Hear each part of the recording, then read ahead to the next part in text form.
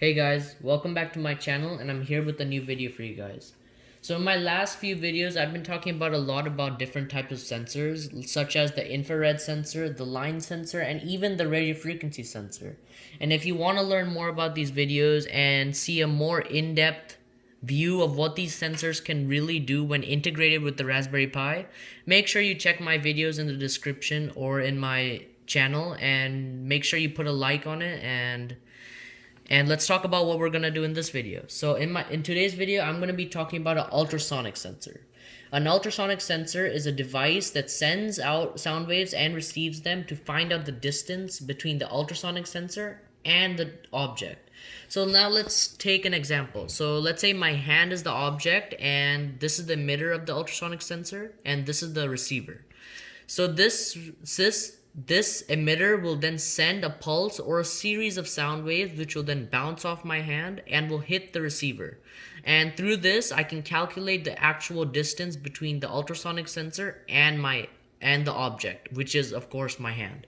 So what do I do in the background that allows me to do this? I use a simple formula: distance equals speed multiplied by time. So we already know the speed. The speed of a sound wave is 340 meters per second. And I can calculate the time by measuring when the last pulse was sent by the emitter and when it was received, giving me the time. So now if we take a look back here, we have two known variables and one unknown variable, meaning we can now solve this equation to find out the actual distance between the ultrasonic sensor and my hand. So along with this ultrasonic sensor has 4 pins: the VCC or voltage, which is connected to 5 volts, and the ground, which is connected to the ground. And the trigger, when connected to voltage, sends out a series of sound waves or a pulse, which then once again will bounce off my hand and hit the receiver. And in doing this, I'm also sending the sound waves. So let's talk about the echo now. What is the echo? So as you know, when I gave voltage to my trigger, my emitter sent out a pulse or series of sound waves. So now when my receiver collects them and registers in its system that I've gotten the sound wave, it will then drive the echo high, sending port 20 high, which I'm monitoring in my Python program. So along with this, when I send voltage to my trigger, I am then starting a timer in my Python program. And when the echo is received, when the sound wave is received, I stop my timer. So in doing so, I can actually definitely get my time variable in my simple equation: distance equals speed time multiplied by time. So if we take a look back at the echo, this echo emits 5 volts when my receiver gets a sound wave. So of course, as you guys know, my Raspberry Pi can only handle 3.3 volts. And since this echo is sending 5 volts, my Raspberry Pi will get damaged, which is why I've used the integrated circuit over here. This integrated circuit is a level shifting integrated circuit, meaning it can change 5 volts to 3.3 volts or 3.3 volts to 5 volts. If you want to know more about this integrated circuit and learn more about this circuit in depth, make sure you check out my previous videos where I actually really talk about this integrated circuit in depth. So now that I've connected my echo to this integrated circuit, it then performs the conversion of 5 volts to 3.3 volts, and then I'm sending that to my port 20, which of course I'm monitoring this port in my Python program. So now that we've gotten everything that goes on in the background, let me just show you guys my actual circuit once again. So this is my ultrasonic sensor, and along with this, I've also added a LED. So let's say my object or my hand was really close, this LED will flash red. When it's in medium distance with the ultrasonic sensor, it'll show blue. And when it's really far away, it'll show green. So a practical use of this is, let's say you were driving a robot. So this robot, when it gets really close to an object, will stop because my ultrasonic sensor will then let the robot know that it's gotten really close, simulating the red color in my RGB light, which will show when an object gets really close. But let's say the robot was getting close to the object. This is the blue color in my RGB light, where the robot starts to slow down but doesn't completely stop. And then when the robot is really far away from the object, simulating the green color, that will mean the robot can go full speed ahead without any fear of an object. So now that we have everything, let's take a look at the Python program that I have running in the background.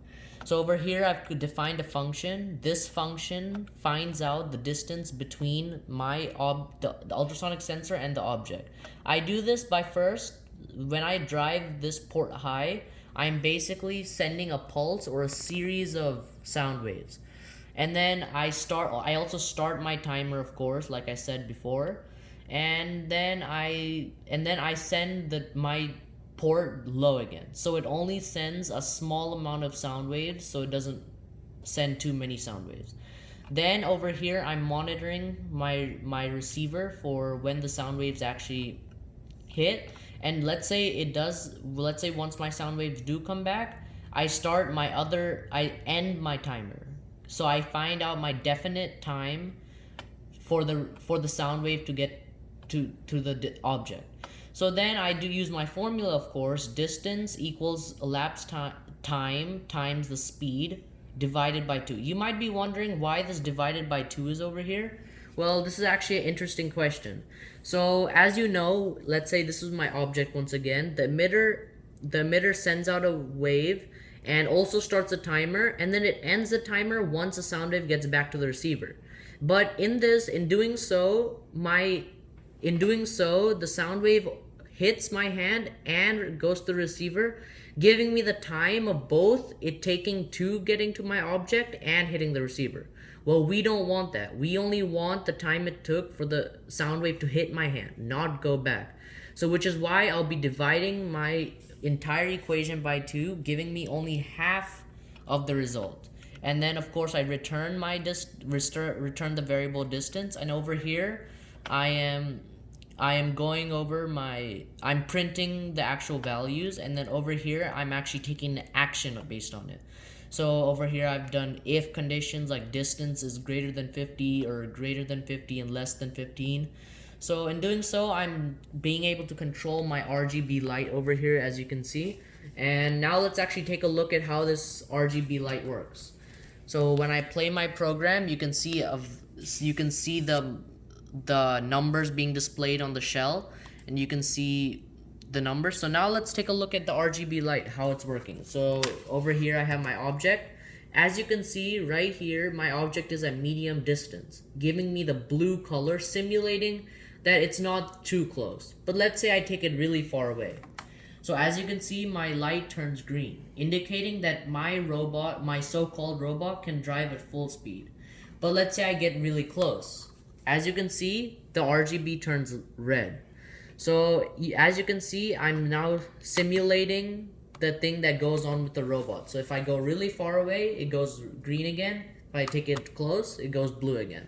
So in doing so, I'm simulating what a robot could do if it's equipped with the ultrasonic sensor. So thank you guys for watching, and this is my ultrasonic sensor and its practical usages, and be tuned for my next video.